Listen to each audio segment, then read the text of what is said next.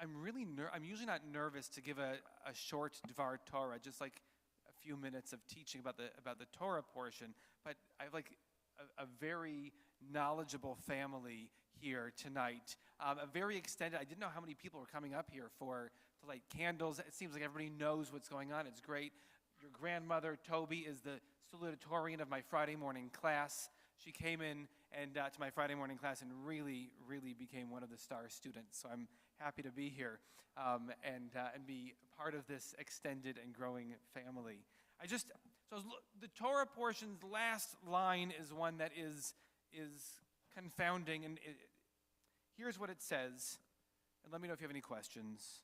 Uvavo Moshe el ohel moed ledaber ito. Anybody have questions so far? Not yet. Vayishma et hakol midaber elav. The translation, my translation. And in Moses is coming into the tent of meeting to speak with God and to hear the voice. And then here, there's a word that I don't know what it means. And the word, and if you were in my Friday morning class, we would take 3 weeks on this one word. And this one word is Medaber. The word Medaber might be familiar to some of you who have heard some Hebrew before because we say the word Medaber a lot. God, Medaber, speaks with Moses. God, Medaber, speaks with a lot of people. In fact, some people still today have God, Medaber, speak with them. Being a prophet doesn't just mean God speaks to you. Anybody can hear God's voice, perhaps, but for God to speak to you, for you to be a prophet, it's that you have to envision what the world should look like while the world currently looks like this.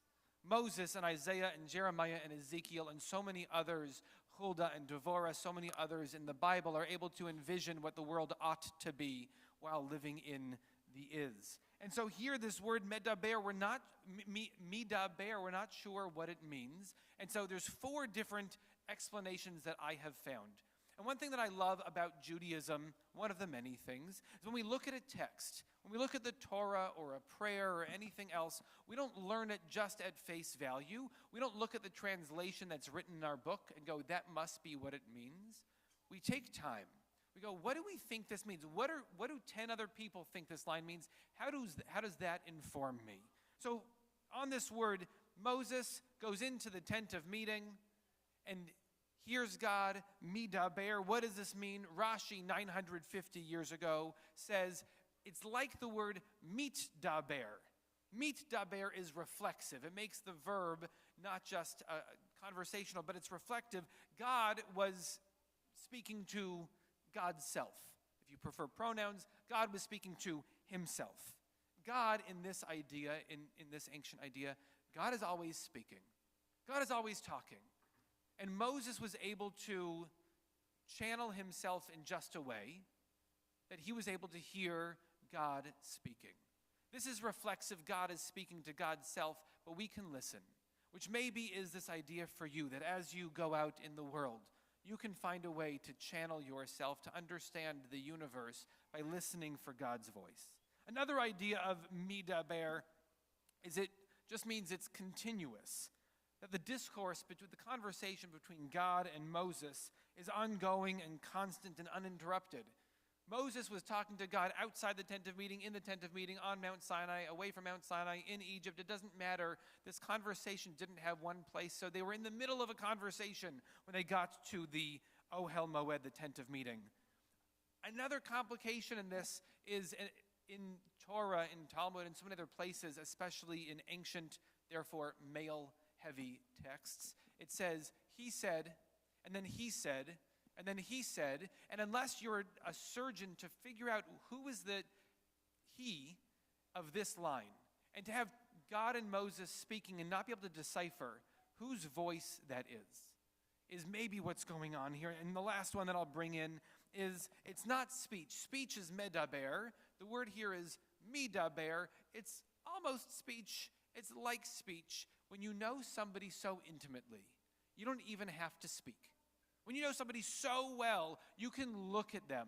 You can watch how they roll their eyes. You can watch how they take a breath, and you know what they're saying. They're not speaking, but you get everything you need just by looking at them. Something we're losing by communicating solely by texting. But when you look at somebody's face, When you can hear them and see them and smell them, you understand them so much deeper. And so maybe God and Moses Medaber one another. Without even speaking, nobody can hear this. They can really hear one another. And the challenge for me as I read through this line, and there's other interpretations as well, is how do I form relationships in my life?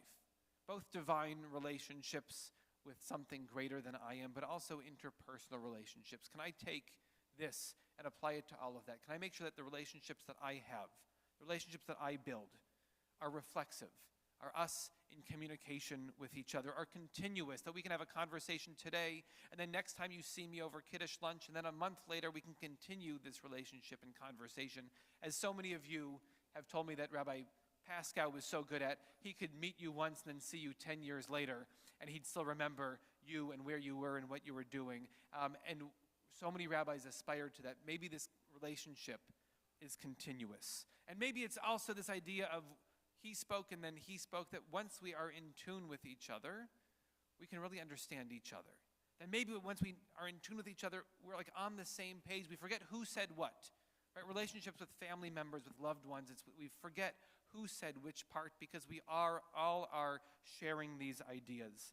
And the last part of that is the quasi-speech, that when we have a relationship with each other, sometimes we don't have to talk.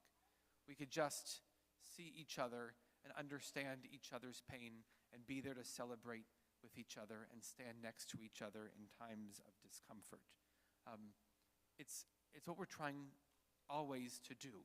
Judaism is not about a personal relationship with God as much as it's about our communal relationship, to be together in a minyan, to celebrate a bar mitzvah together, to mourn together, about who we are in relationship with each other, who we are in relationship to God, with God, and who we are in relationship with the texts from thousands of years ago. I hope that you continue to dive into relationships with us and with each other and with the world. Shabbat Shalom.